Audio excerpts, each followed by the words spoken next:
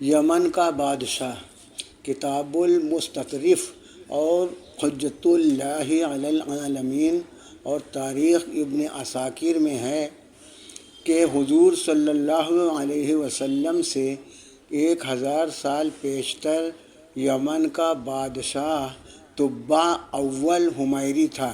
ایک مرتبہ وہ اپنی سلطنت کے دورہ کو نکلا۔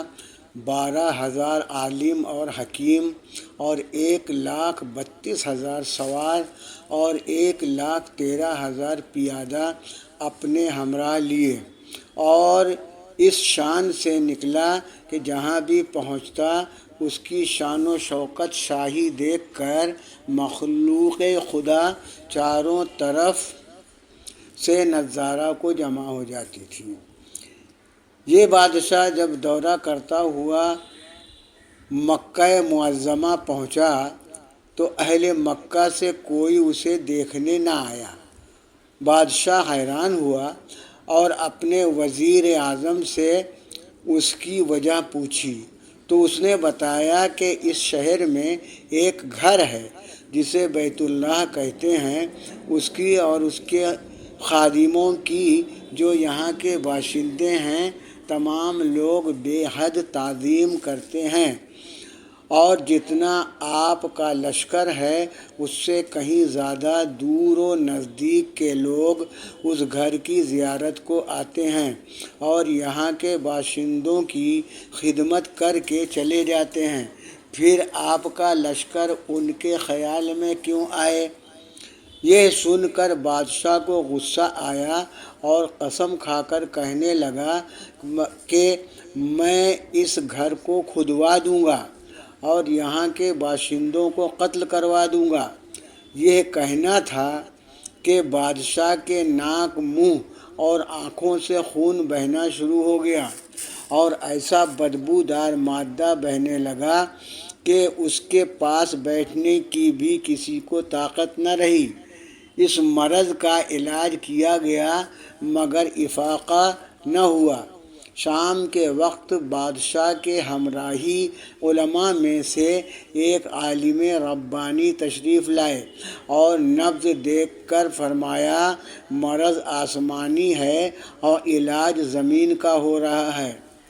اے بادشاہ، آپ نے اگر کوئی بری نیت کی ہے تو فوراً اس سے توبہ کیجیے۔ بادشاہ نے دل ہی دل میں بیت اللہ شریف اور خدام کعبہ کے متعلق اپنے ارادہ سے توبہ کی۔ توبہ کرتے ہی اس کا وہ خون اور مادہ بہنا بند ہو گیا، اور پھر صحت کی خوشی میں اس نے بیت اللہ شریف کو ریشمی غلاف چڑھایا اور شہر کے ہر باشندے کو 7 اشرفی اور 7 ریشمی جوڑے نذر کیے۔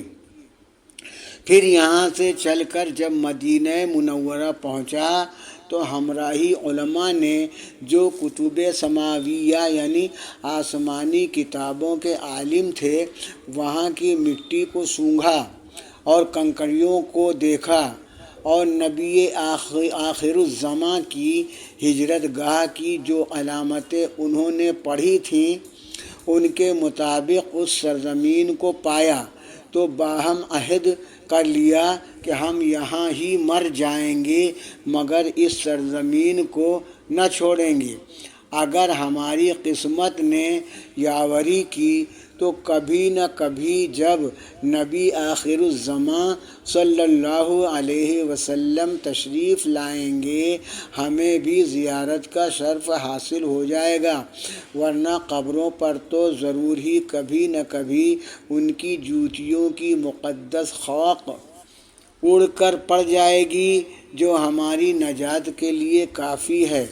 یہ سن کر بادشاہ نے ان عالموں کے واسطے 400 مکان بنوائے اور اس بڑے عالم ربانی کے مکان کے پاس حضور صلی اللہ علیہ وسلم کی خاطر ایک 2 منزلہ عمدہ مکان تیار کرایا اور وصیت کر دی کہ جب آپ تشریف لائیں تو یہ مکان آپ کی آرام گاہ ہوگی، اور ان 400 علماء کی کافی مالی امداد بھی کی اور کہا تم ہمیشہ یہی رہو، اور پھر اس بڑے عالم ربانی کو ایک خط لکھ دیا اور کہا کہ میرا یہ خط اس نبی آخر الزماں صلی اللہ علیہ وسلم کی خدمت اقدس میں پیش کر دینا، اور اگر زندگی بھر تمہیں حضور صلی اللہ علیہ وسلم کی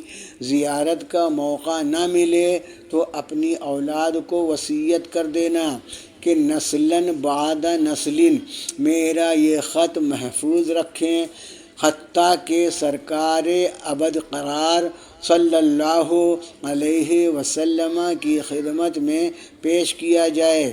یہ کہہ کر بادشاہ وہاں سے چل دیا۔ وہ خط نبی کریم صلی اللہ علیہ وسلم کی خدمت میں 1000 سال بعد پیش ہوا۔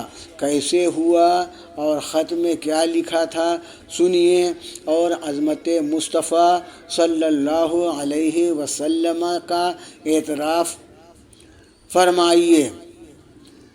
خط کا مضمون یہ تھا، ترجمہ: کم ترین مخلوق طبع اول حمیری کی طرف سے شفیع المذنبین سید المرسلین محمد الرسول اللہ صلی اللہ علیہ وسلم، اما بعد۔ اے اللہ کے حبیب، میں آپ پر ایمان لاتا ہوں اور جو کتاب آپ پر نازل ہوگی اس پر بھی ایمان لاتا ہوں، اور میں آپ کے دین پر ہوں۔ پس اگر مجھے آپ کی زیارت کا موقع مل گیا تو بہت اچھا و غنیمت، اور اگر میں آپ کی زیارت نہ کر سکا تو میری شفاعت فرمانا اور قیامت کے روز مجھے فراموش نہ کرنا۔ میں آپ کی پہلی امت میں سے ہوں اور آپ کے ساتھ آپ کی آمد سے پہلے ہی بیعت کرتا ہوں۔ میں گواہی دیتا ہوں کہ اللہ ایک ہے اور آپ اس کے سچے رسول ہیں۔ شاہ یمن کا یہ خط نسلاً بعد نسل ان 400 علماء کے اندر حرز جان کی حیثیت سے محفوظ چلا آیا، یہاں تک کہ 1000 سال کا عرصہ گزر گیا۔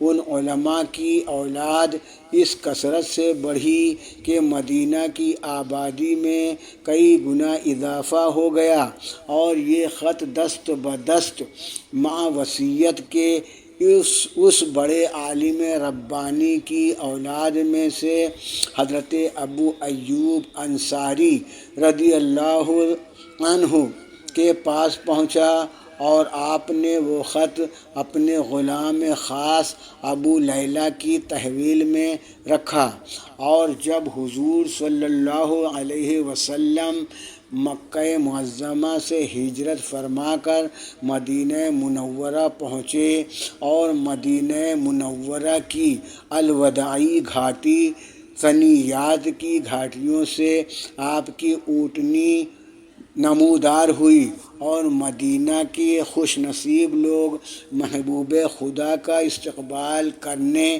کو جوق در جوق آ رہے تھے، اور کوئی اپنے مکانوں کو سجا رہا تھا تو کوئی گلیوں اور سڑکوں کو صاف کر رہا تھا، کوئی دعوت کا انتظام کر رہا تھا، اور سب ہی اصرار کر رہے تھے کہ حضور صلی اللہ علیہ وسلم میرے گھر تشریف فرما ہوں۔ حضور صلی اللہ علیہ وسلم نے فرمایا کہ میری اونٹنی کی نکیل چھوڑ دو، جس گھر میں یہ ٹھہرے گی اور بیٹھ جائے گی وہی میری قیام گاہ ہوگی۔ چنانچہ جو 2 منزلہ مکان شاہ یمن طبع نے حضور کی خاطر بنوایا تھا، وہ اس وقت حضرت ابو ایوب انصاری رضی اللہ عنہ کی تحویل میں تھا۔ اسی میں حضور صلی اللہ علیہ وسلم کی اونٹنی جا کر ٹھہر گئی۔ لوگوں نے ابو لیلہ کو بھیجا کہ جاؤ حضور کو شاہ یمن طبع کا خط دے آؤ۔ جب ابو لیلہ حاضر ہوا تو حضور نے اسے دیکھتے ہی فرمایا تو ابو لیلہ ہے؟